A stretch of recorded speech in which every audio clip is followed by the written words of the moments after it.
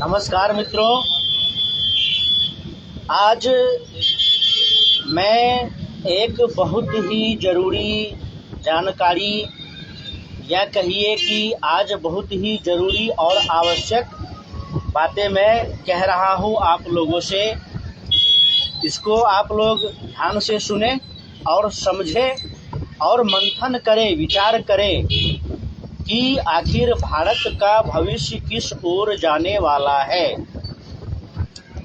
60 के दशक में जर्मनी में, ब्रिटेन में शरणार्थी का जाना शुरू हुआ और आज ब्रिटेन और जर्मनी इस्लामिक जिहाद से जूझ रहा है।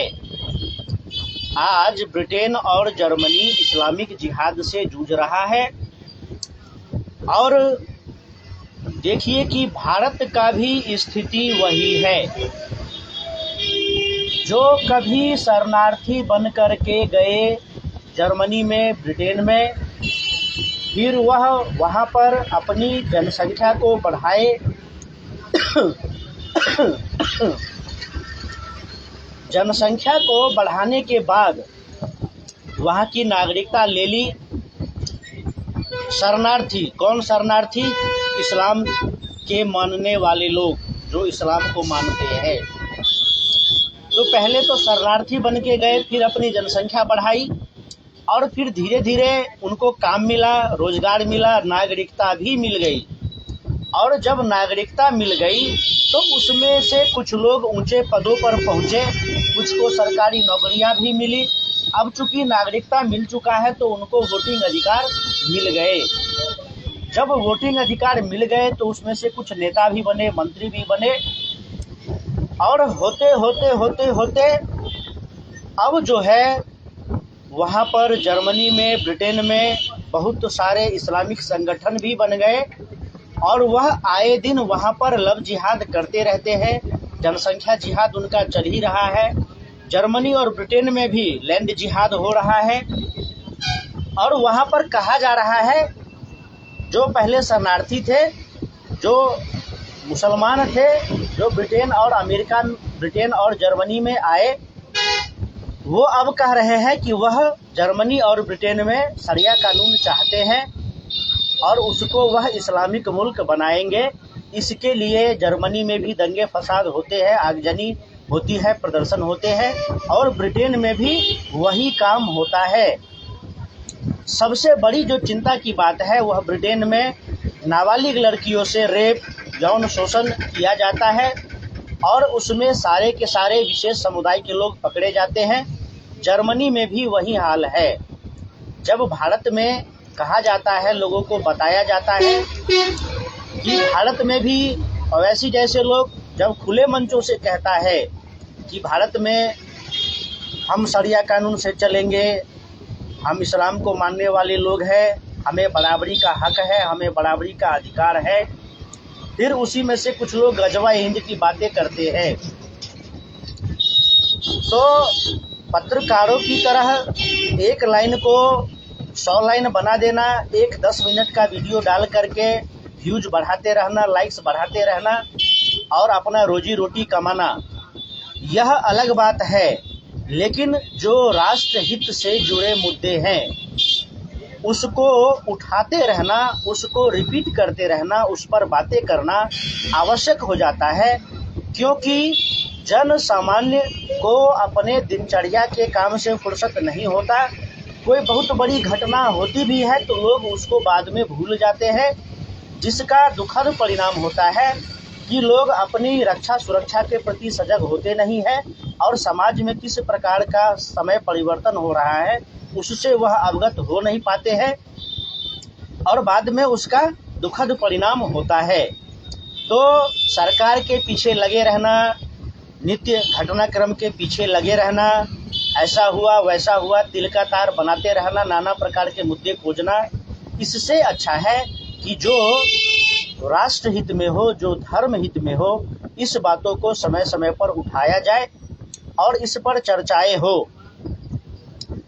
तो वही बात है कि जर्मनी और ब्रिटेन का भी बहुत बुरा हाल है।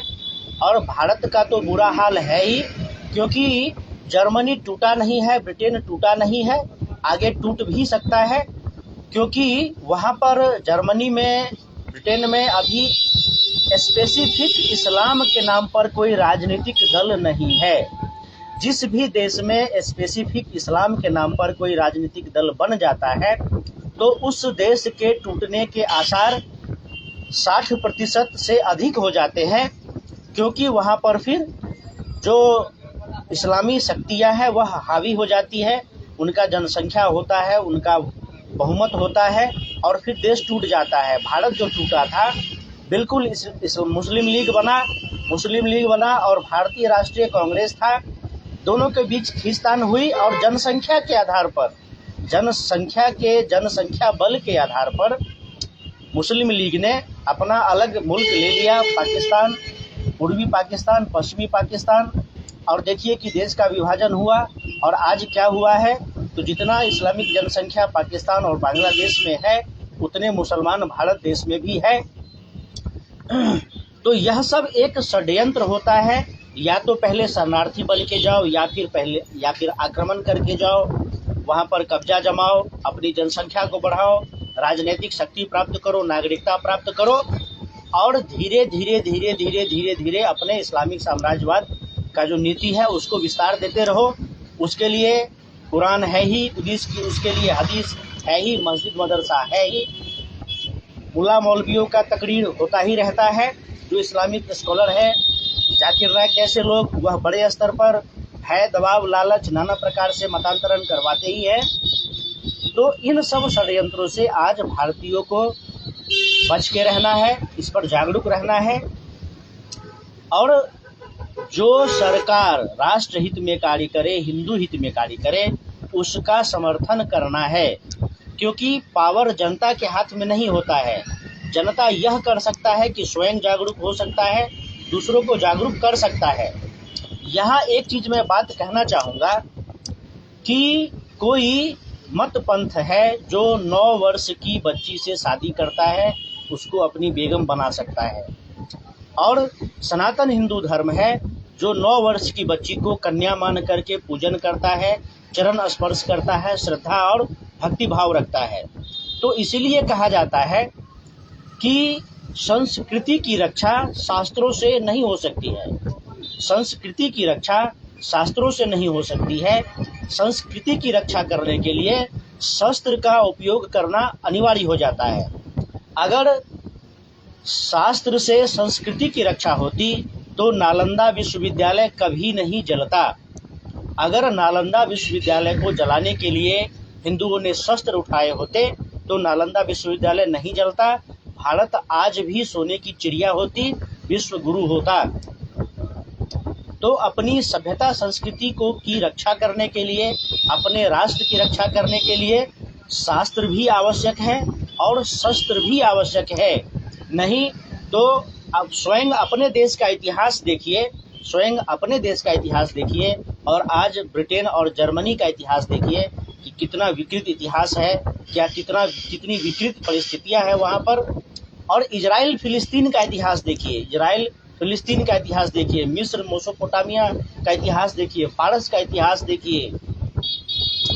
तो गरीबी, बेरोजगारी, अशिक्षा, यह भी मुद्दे होने चाहिए और निश्चित रूप से होने चाहिए कि भारत से गरीबी किस प्रकार से दूर हो, भारत से बेरोजगारी किस प्रकार से दूर हो, क्या करने से गरीबी दूर हो जाएगी, क्या करने से बेरोजगारी दूर हो जाएगी। रही बात अशिक्षा की, तो अशिक्षा आई है भारत देश में इस्लामी आक्रमण और ईसाई आक्रमण के बाद, क्योंकि जिस देश में नालंदा विश्वविद्यालय हो, तक्षशिला विश्वविद्यालय हो, विक्रमशिला विश्वविद्यालय हो, उस देश में आधुनिक युग में आकर के कहा जाए कि बहुत ही निर्धन देश है भारत, बहुत ही अशिक्षित पिछड़ा देश है भारत, तो यह बहुत ही हास्यास्पद है, बहुत ही विचित्र है। और अगर वास्तविकता को जानेंगे तो यह दुखद और हृदय विदारक है कि किस प्रकार से इस्लामी आक्रमण और ईसाई आक्रमण के कारण भारत गरीब हुआ, पिछड़ा हुआ, अशिक्षित हुआ क्योंकि पता है कि भारत देश में बड़े बड़े विश्वविद्यालय लाखों की संख्या में, जिस समय खिलजी भारत में नालंदा को जला रहा था उस समय 30 लाख गुरुकुल थे भारत में। फिर बारी बारी से मुगलों ने, सभी इस्लामी आक्रांताओं ने गुरुकुलों को नष्ट करना शुरू किया और मस्जिद मदरसे बनाने शुरू किए। अंग्रेज आए तो मैकाले ने वही काम किया, सारे गुरुकुलों को बंद करवा दिया, चर्च बनाने शुरू किए और कॉन्वेंट खोलने शुरू किए। तो आज गरीबी मुद्दा निश्चित रूप से है, बेरोजगारी मुद्दा निश्चित रूप से है, और अशिक्षा, तो अशिक्षा के लिए कार्य किए जा रहे हैं, अशिक्षा भी मुद्दा है। लेकिन राष्ट्र की रक्षा और सुरक्षा, धर्म और संस्कृति की रक्षा और सुरक्षा, यह सबसे पहला मुद्दा है और निश्चित रूप से होना चाहिए और इस पर विचार विमर्श होने चाहिए। क्योंकि जिस भारत देश का शत्रु पाकिस्तान है, जिस भारत देश का शत्रु चाइना है, जिस भारत देश के शत्रु विश्व भर में है, जो भारत को तोड़ने के लिए, कमज़ोर करने के लिए षड्यंत्र करते रहते हैं, उन पर भी ध्यान देने की आवश्यकता है। क्योंकि एक समय था जब चीन को अमेरिका बहुत ही पावरफुल बना रहा था, क्योंकि चीन और भारत को टकराया जा सके। फिर अमेरिका पाकिस्तान को रुपये दे रहा है, हथियार दे रहा है, पाकिस्तान को पावरफुल बनाने का प्रयास कर रहा है कि भारत से टकराया जाए, भारत से टकराव हो। तो एक तरफ पहले चीन, फिर पाकिस्तान और फिर भारत भी। तो अमेरिका जो विश्व शक्ति है, जो पूरी दुनिया पर धाक जमाता है, पूरी दुनिया को अपने दबाव में, दबदबे में रखता है, वह चाहता है कि कोई भी देश इतना शक्तिशाली नहीं हो जाए कि वह अमेरिका के बराबर आ जाए और फिर अमेरिका का जो दबदबा है, बादशाहत है, वह समाप्त हो जाए। तो शत्रु बहुत सारे हैं। अभी देखिए हमारे देश में 15 जासूसों को पकड़ा गया है, जिसमें एक सिख, एक हिंदू, सिख लड़का है, हिंदू लड़की है और बाकी 13 के 13 मुस्लिम समुदाय से है। तो बहुत सारी बातें हैं, हमें अपने घर में छुपे भेदिए और शत्रुओं को भी पहचानने की आवश्यकता है। यह सब देश के बड़े बड़े मुद्दे हैं, क्योंकि यह राष्ट्र की रक्षा से जुड़े हुए मुद्दे हैं। इन मुद्दों पर अवश्य ही चर्चा होनी चाहिए। फिर सवाल पूछने का, अब बहुत सारे लोग कहते हैं कि सरकार से सवाल पूछना देशद्रोह है क्या, सरकार से सवाल पूछना राष्ट्रद्रोह है क्या। सरकार से सवाल पूछना राष्ट्रद्रोह नहीं है, लेकिन जब भारत और पाकिस्तान में युद्ध चल रहा है, दोनों देश युद्धरत है, उस समय में अपने सरकार के विरोध में प्रश्न करना और शत्रु राष्ट्र के मनोबल बढ़ाने वाले कार्य करना देशद्रोही और गद्दारी ही है। सवाल आप आगे भी पूछ सकते हैं, सवाल आप पीछे भी पूछ सकते हैं। At a time, at random, जब युद्ध हो रहा है उस समय में आप सवाल पूछते हैं और वाहियात सा सवाल पूछते हैं। सवालों की बहुत बड़ी लंबी लिस्ट है, बस इशारे में समझ लेना है कि बहुत सारे यूट्यूबर, पत्रकार, बुद्धिजीवी हैं जो काजीवा गैंग से ताल्लुक़ रखते हैं और यह सब anti India, anti Hindu gang के साथ मिले हुए होते हैं। उन्हीं के समर्थन में, सहयोग में इनकी सारी पत्रकारिताएँ होती है, सारी बुद्धिजीविताएँ होती है और सारे नेतागिरी होते हैं। तो भारत राष्ट्र के शत्रु कौन है, हिंदुओं के शत्रु कौन है, भारत राष्ट्र के मित्र कौन है, हिंदुओं के मित्र कौन है, इसकी स्पष्ट पहचान हिंदुओं को होनी चाहिए। फिर उनके साथ उसी प्रकार मित्रों के साथ मित्रवत व्यवहार, शत्रुओं के साथ शत्रुवत व्यवहार करेंगे तो हम साफ साफ सच्चाई का साथ दे सकते हैं। अन्यथा भाईचारे का झुंझुना, सर्वधर्म समभाव का झुंझुना, पंथ निरपेक्षता का झुंझुना, ईश्वर अल्लाह तेरो नाम सबको सन्मति दे भगवान का झुंझुना, गंगा जमुनी तहजीब का झुंझुना, यह सब हिंदुओं को फंसाने के, बरगलाने के लिए बनाए गए हैं, जिसमें एक तरफा हिंदू फंसते हैं और विशेष समुदाय का तुष्टीकरण होता है, उनका मनोबल बढ़ाया जाता है। तो फिर मिलेंगे। आप लोग मेरे वीडियो को देखिए, लाइक कीजिए, कमेंट कीजिए। अगर मेरा वीडियो आपको अच्छा लगता है तो लाइक कीजिए, कमेंट कीजिए, शेयर कीजिए। फेसबुक प्रोफाइल चंदन कुमार झा धर्म सेना को फॉलो कीजिए। और YouTube पर मेरा चैनल है, वहाँ पर आप सर्च करेंगे चंदन कुमार झा @जय हो हिंदू नेशन।